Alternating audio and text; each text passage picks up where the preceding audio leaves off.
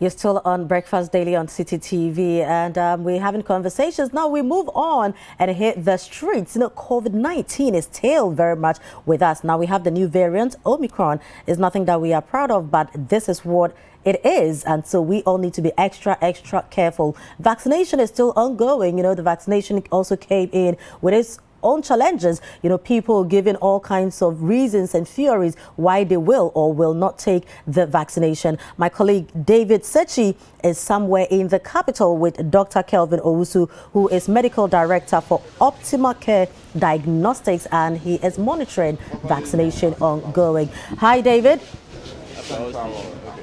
Hello, Frima. So how exactly are you this morning? I'm super. How are you too?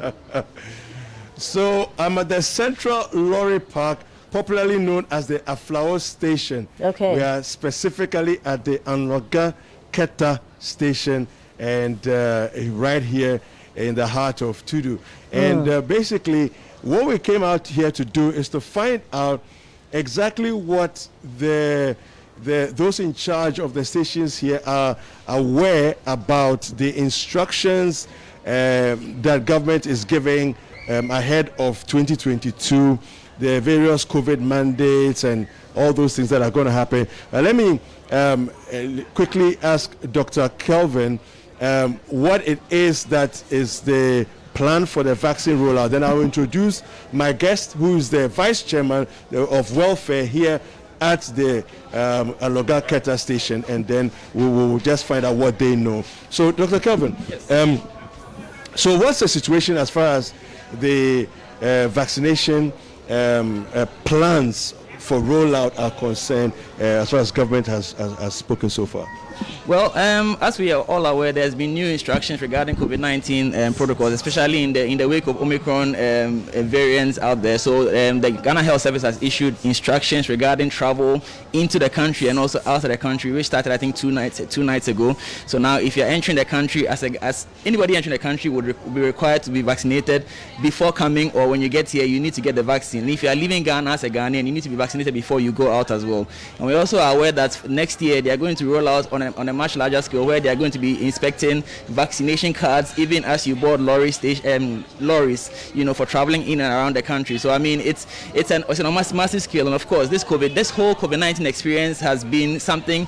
That's why it's called novel, because we are dealing with something that we have never dealt with before, on a scale that we have never dealt with before. And so a lot of the things you are doing may seem rushed, but when you sit down and you think through it, it makes a lot of sense, because it's so easy to catch the infection. I mean, some things that you before now you not even pay attention to, like touching your face. Who would have thought that touching your own face would be a risk, And so it's important that we abide by these new regulations. Uncomfortable as it may seem, we still need to put our best foot forward so that we can have a better chance of overcoming this whole challenge with COVID-19. Okay. So let me get to talking to my guest here, who is Olympio Peku, Mr. Olympio Peku. He is the Vice Chair for Welfare here at the Anloga Keta Station. Good morning, sir. Good morning. How are you? I'm very well. How are you doing? By His grace, I'm doing very well. And I'll say good morning to your cherished listeners. We at the Anloga Station, at the Tudu Welfare Station here, we organize the injection for our drivers. That was on the 9th of this month, was exactly 1 month ago. I'm holding the card. You could say it. That's yours, right? That is mine. But we are so much disappointed. They're supposed to be here on the 9th and give the how do you call it? The second jab to our drivers. When they came here and took the first jab, there was a team from Kolebutu wanted to come and inject the drivers, but we refused them. We tell them no. There's a team from Osha Hospital, that is Jamestown. They came to give us the first jab. All the women around, there was a rush for it. On the 9th, there's a number that we have to follow here. You could see the numbers. It's a phone number. I called this number more than 15 times. Later, somebody picked the phone and said it is their head office. And he promised that he will get in touch with them and they will come and give the job. Unfortunately, they let us down. The drivers came and make a queue here on that fateful day, on the 9th. I told them that it's a government instruction, and we want to make sure that we are ahead, we comply with whatever the government is giving out. But unfortunately, the Jamestown Hospital, Osha Hospital, they let us down. I called the number several times. They promised they will send a team. They haven't, as of today. I myself, last week Friday, I have to rush to Kolebu Teaching Hospital to go and take my second job. This is the card to prove it. And I don't know. So we are somehow handicapped being drivers because we assure them that a team will come here and inject them because you know the kind of work we do. We don't have the time that to be going around to be asking where they are giving the job to go and make. But when they come to our terrain here and we'll ask, let's say the drivers from this branch, they should go. After that, the drivers from the other branch, and we are having about 28 branches here. You understand? So that we can do it from branch to branch and make sure that all our drivers are injected by the vaccine. But as I'm telling you now, we are so much disappointed and we don't know what to do. Those who came to me, I asked them they should try their best, either go to Kolebu or wherever they hear that they are given the vaccine, they should go and make a queue and make sure that they take the injection. So that is our frustration at the Tudulori Park here. So the Osha Hospital, Jamestown, they've really let us down. So it looks like there's a challenging situation here. I can see the card. It says Moderna COVID-19 vaccine, the first dose and then the second dose. So this second dose is what you took at Kolebu. Yeah. But the first dose happened right here. Yes, they came to us here. We arranged a place for them at the welfare office. The women and all the drivers, they make a queue to go and take it. They make a queue to go and take it. And they promised to come back on the 9th because they told her that you can only take the second dose after 1 month. Yeah. So on the 9th of December, that is exactly 1 month, they're supposed to come back here. I did not just sit down. I followed up because there's the number there. The number is 055-111-2224. Yes. Yeah. And another one. Numbers as well, yeah. Yes. And they didn't respond. They respond. I called about 15 times that day, and later somebody picked the call, and he told me that it is their head office. Okay. He will get in touch with them, and they will respond. I told him that there are people sitting down in a queue. There's a long queue waiting for them. But to no avail, they did not call back. So, Dr. Kelvin, this is the situation that he's describing. I'm not sure. You see, I know government is serious about getting this done and vaccinating as many people as possible in the country. But if these are some of the hiccups that honestly, I mean, I don't know what the logistical constraints are. But from a medical standpoint, what do you think could possibly explain this challenge? Well, I mean, it's let me first of all say I don't speak for the Ghana Health Service or government for that matter. But I mean, whenever there's a rollout of such a scale, there's bound to be hiccups here and there, you know. But of course, it's also unacceptable to give out contact numbers where nobody is responding with relevant information, you know. Because if they call you and you don't know what's happening, then why is the number on the card? You know, but let me just be quick to add that, I mean, in as much as the government is expected to make the vaccine available at everybody's convenience, it is also each individual's responsibility to make sure that as much as possible you are protected to the best possible chance that you have, you know. And so if it is that you may have to go to Kolebu or a nearby facility, because I mean December has been declared as vaccination month, so I do know for a fact that a lot of the health facilities, government health facilities, are actually offering the vaccine on site, you know. So most of the government health polyclinics, hospitals are offering the vaccination on site, and so any of the nearby facilities can actually facilitate the vaccine if only you can get yourself there. It is possible that because of this rollout on the scale in terms of the hospitals, that's probably why they are not able to do the outreaches. I mean, like I said, I don't speak for them, so I cannot be concrete or definite on that point. But I do know that hospitals are offering the vaccination. So if you can get yourself there, the vaccine can be given, provided it's the same vaccine that you took, because we don't want to mix different vaccines for the first and second jabs. So you want to go and take that same vaccine that you took a month ago, so that it can be fully vaccinated, fully covered, and fully protected to as much as possible.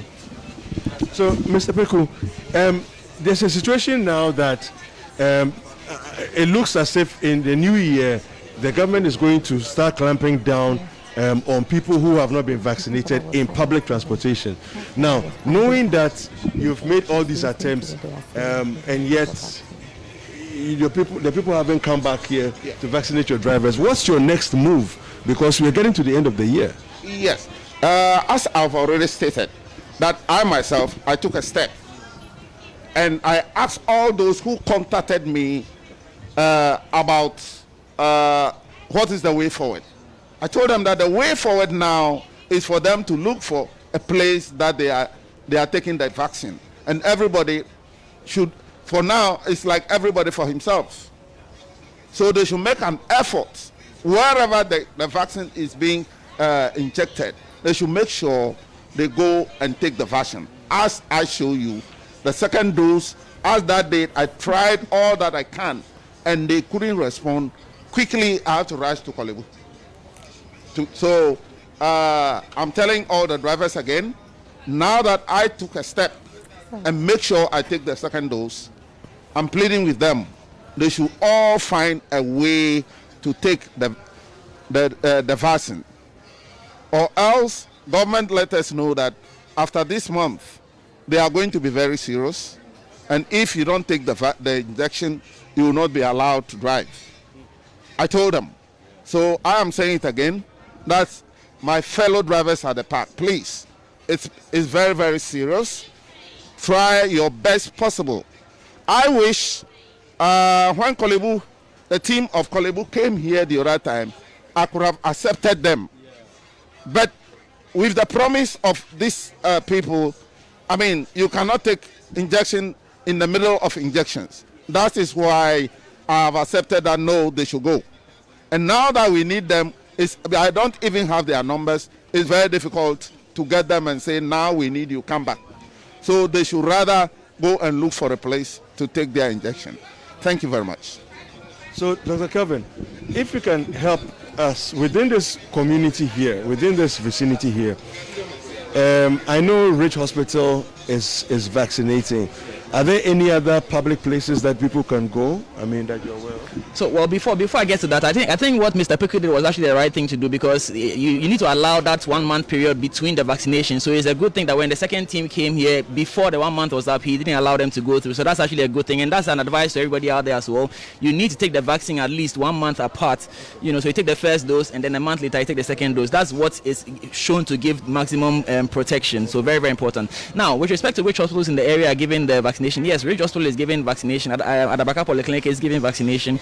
We also have Osha Polyclinic, as Mr. Piku rightly said. Kolebu is also giving vaccinations as well. Dansoman. So all the polyclinics and hospitals in the catchment area are giving the vaccination as we are speaking. All right. So, Frema, this is one of the things. This is what we are getting so far here. Now, Mr. Piku wants to say something. Yes. I'll say a big thank you to City TV. I wish today is the first time people are visiting us, and I wish they will be coming here regularly for us to address some of the issues we have at the Lorry Park here. And I'm appealing that wherever there is a team who can come and help us out of this situation, because I'm not sure how many drivers, because we have more than 500, 600 drivers here. I'm not very sure how many will go and take the injection. If there is a clinic who will favor us and come to our help, we will be very grateful. That I will make sure the drivers here, everybody will take the injection. I will be very, very happy. It's an appeal to the polyclinics or the health authorities to send a team down to see how best we can get vaccinated here. But when I allow them that everybody go and do it, and somebody is not able to do it, it becomes a problem. And we don't want our drivers to become a dropout in whatever they are doing in the country. So every effort, we're pleading they should send a team here. When they come, they will direct them to my office. I will make sure that the drivers comply with whatever the government arrangements are. Thank you very much. All right, so Rema, this is what Mr.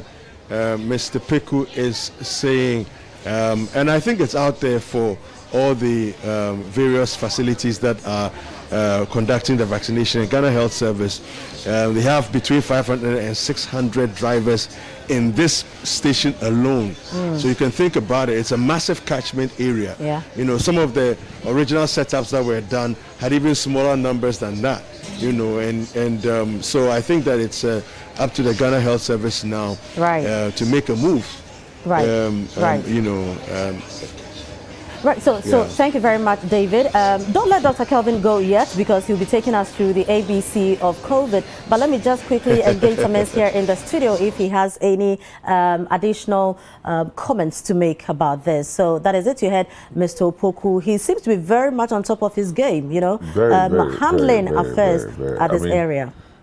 He sounds like somebody who is on retirement from some other job and has taken on, like a retired teacher or somebody like that. Yeah, you know, hands-on, intelligent, I must say. Yeah. And I haven't been to the Lorry Park in many years, and so it's understandable.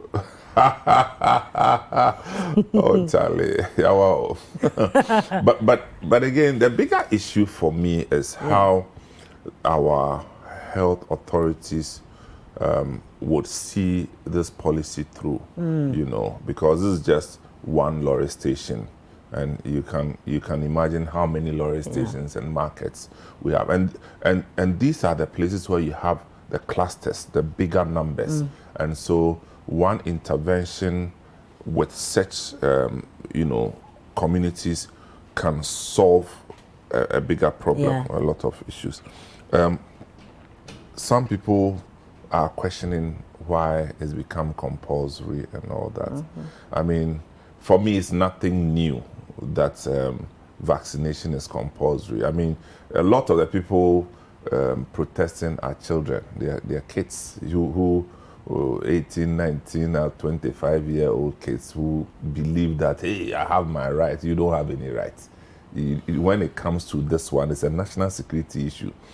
The government says that you have to be vaccinated, and it is consistent with WHO regulation in 2005 that requires that if there's any such outbreak and there has to be vaccination, it is required of every citizen. In fact, if you don't know, the health authorities can force and vaccinate you.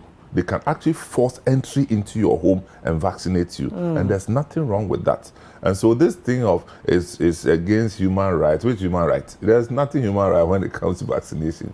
In fact, your right is secured in the vaccination, because people want to just pummel us with their ignorance.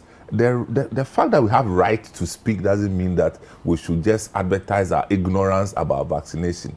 And this thing about no vaccination, no entry thing, again, is nothing new. I mean, I've been traveling since the early 80s as a young boy. And I'm saying that back in the day, there was no way you would be allowed entry into even Côte d'Ivoire without a vaccination card. You won't be allowed. I've had to actually take an injection at an airport before, not in Accra. Oh, you are? Elsewhere, because I got there, I don't remember if it was Thailand or Dubai. I got there and I did not have a vaccination card. And I was given the injection. So I'm saying that it's nothing new. So people who are trying to make it look like it's a new day of democracy, so everything we have to contest, please, you should contest things that affect you. Vaccination is not one of them. Because as for the facts, because it's a national security issue. This thing of if you are entering Ghana, you have to be vaccinated, it's nothing new. The only new thing that's happening is COVID, with its mutation and new variants coming up from time to time. But over a longer period of time, COVID will be history. But the process of handling this whole COVID menace is one of the main elements will be vaccination, which we have to do, and we have to do it. Everybody will have to do it. They need to step up the education. That's a major thing, which somehow I don't find that happening. Public education on the need to vaccinate. Correct me if I'm wrong. I don't find that happening too much. Well, it looks like the intensity that we used to mass media education, direct community contact, direct consumer contact, moving from community to community to churches and all these things. I think they should step up that communication thing so that people would see the benefits. Because if you leave them, once you travel outside of Accra, the reality of COVID is lost on them. And so we need to do more to educate people so they can get the context of this vaccination.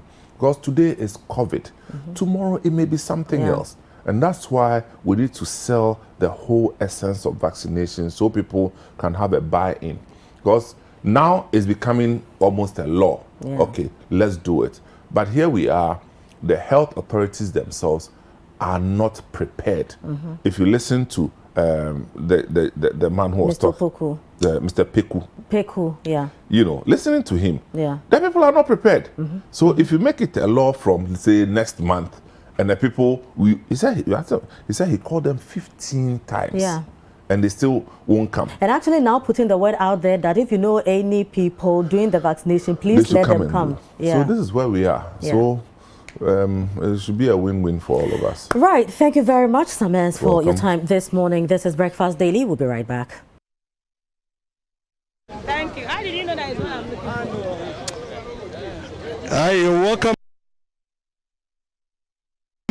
on City TV.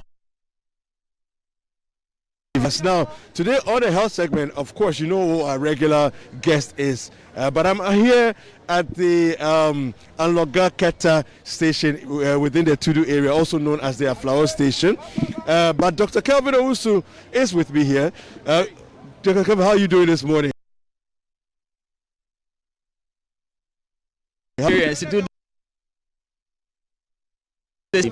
But I must say, I mean, from my personal observation, I noticed that quite a number of people are not in nose mask, and that is actually a problem. I mean, both the drivers and the market women, the people going about their normal activities, majority of them are not wearing face masks. I mean, I dare say about 10% are in face masks, the rest are not. And so we need to intensify the public education to get the word out there that indeed, whether you are vaccinated or not, you need to still be in face mask, because the vaccine does not prevent the infection. It prevents serious outcomes. Serious consequences like death or hospitalization, but you can still catch the infection and still infect others. So we still need to protect ourselves very, very, very much. So face mask cannot be overemphasized. You need to put it on, especially if you are going to a public area, so that you can protect the person next to you. Yeah, so as Dr. Kelvin said, you can be vaccinated and still be infected and pass on the infection. So it's very important. Now, Dr. Kelvin, before the drivers start joining us, is that normal though? Because I think people have the idea that if I'm vaccinated, I will not get it. But is it normal that people are vaccinated? Not forget about COVID. Let's talk about yellow fever. Let's talk about the other conditions that we've been vaccinated against. Is it normal that you get vaccinated and you can still contract the illness? I mean, it's every vaccine has a percentage coverage. Every vaccine is not even related to COVID. So every single vaccine out there, there's a percentage of people who, even though they are vaccinated, they still stand the risk of getting infected. And so that is why the fact that you are vaccinated doesn't mean that you expose yourself unnecessarily, And so you still need to maintain the protection. So the reason why COVID is important, obviously, because we are dealing with COVID pandemic right now. Secondly, the numbers involved in COVID are significant. So that even if it's 1%, that 1% represents a huge number of people. We are talking about millions of people for that, just that 1%. And so regardless of the failure rate of any vaccine, and so that is why there's a lot more information, a lot more education about COVID, because that's what we are dealing with. job is something that cannot be overemphasized. So you are better off protecting yourself, which is why I said earlier that getting the vaccine, yes, the state's responsibility to make the vaccine available, but it is your responsibility to make sure that you are getting the jabs. Because the state can make all the rules and all that, but if you don't obey the rules, you are the one who stands the risk of getting severe infection. And if you are indeed a breadwinner, remember that your death or your disability is going to result in your children or your family suffering consequences that far outweigh the discomfort of getting the jab. So please, we need to protect ourselves as much as possible. All right, so let's get one of the drivers with us here. And good morning, sir. Please come. Yes, good morning. Good morning. How are you? Yes, please, I'm very fine. And what's your name, please? My name is Boshi Joshua. Boshi Joshua. Yeah, Boshi Joshua. Okay. Now, this time we're looking at this is the vaccination month, right? December. The government has declared it the month of vaccination. Everybody's supposed to get vaccinated. Have you been vaccinated? Please, yes, I've been vaccinated. I've taken my first and then second jab. First and second? Yes. Okay. Do you know which of the vaccines you got? Yes, I've taken the AstraZeneca. AstraZeneca. Yes, okay. AstraZeneca. So your jab, did you get it here or you got it at a different facility? No, I took it from a hospital in Sugakope. That's the district hospital, Sugakope. Fantastic. So how many of your friends do you know that have also been your fellow driver friends, that have also been fully vaccinated? Okay, I work as a health worker at the same time a driver. Oh. So as I took my vaccination, I've been educating. That's a secret. Yes, yes. I've been educating my fellow drivers to take the vaccination because it's just a vaccine. It will make the body to produce antibodies, so that when you have been infected with the COVID, the antibodies will be able to fight the COVID. Yeah, so it's not anything, as people have been saying, 6. They have been saying a whole lot of things. I've been educating them, and then I've been clearing those doubts or myths. When you say you work as a health worker, exactly what do you do? I work as a PA. Oh. That's a physician assistant. This is fascinating. Very interesting. I don't know. The conversation has ceased to. Okay, so now in Sogakope, where you got the vaccine, tell us what's the uptake of the vaccines like in that part of the Volta region. Are people taking it? Are they reluctant? What is it like? Yeah, people are taking it. People are at times people will even call you that they want to come and take the vaccine. How is it? And then when you take the vaccine, at times you'll be experiencing some symptoms like headache, general bodily pains and those kind of things. At times people will even cough. It will bring symptoms like the COVID symptoms. So I'll be educating them that it's just the introduction of the half-cured vaccine. It's half-cured microorganism that has been introduced into their body. So later on, when their body is able to develop immunity against it, then they'll be fine. At times, when you take painkillers, analgesics like maybe ibuprofen and those things, you'll be fine. So always I'll be educating them. Fantastic. Thank you very much for talking to us. Thank you. Oh, thank you very much. Okay. All right. Let's have another driver coming through. All right. So, good morning, sir. How are you? Fine. And yours too? And what's your name? My name is Daniel Hamabo. Daniel Mobo. Yeah. Okay. So, Daniel, have you been vaccinated? But no. What's the problem? Why haven't you been vaccinated? Please, then we are waiting for our leaders to bring the medicine so that we take the injection. But then. Okay. So, you know that government is saying that this is the month, a vaccination month, right? Yeah. And that by early next year, if you are not being vaccinated, people are going to be stopped. You can't drive without your vaccine. It's like you're driving without your driver's license. Yeah. Now you have your driver's license, but you don't have your vaccine, your COVID license. So what are you going to do if your leaders have not brought it by that time? Okay, I must say, like, I have to listen to the leaders. How I see that it's compulsory that we have to have a COVID-19 and then take an injection and then before we have so to. won't you go to Kolebu or Rage or Adabaka Polyclinic or somewhere and go and get it yourself? Please, no. That one there, as for me particular, I don't know. They're honest. We are waiting for our leaders to bring this in so that we can. What are you afraid of? Oh, please, we and our leaders.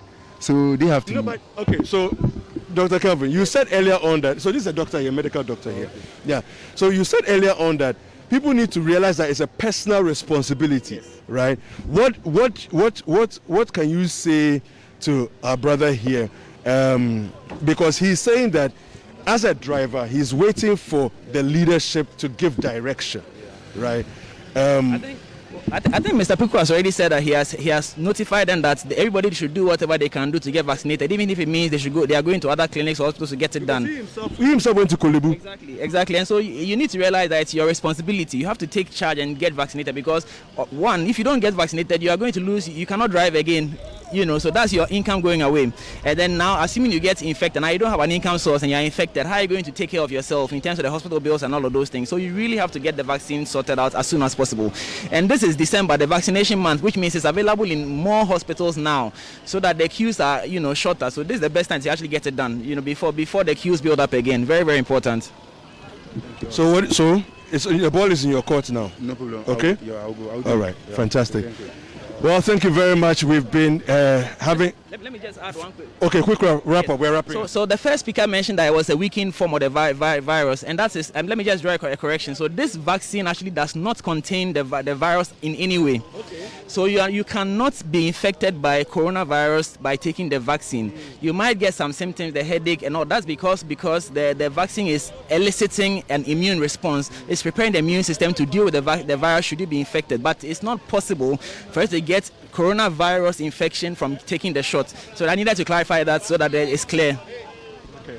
So thank you very much, Dr. Kelvin, for that clarification. We have so many drivers here wanting to share their own thoughts on air, but we have to wrap up with the health segment on Breakfast Daily. Thank you very much. We'll be right back. Breakfast Daily will continue.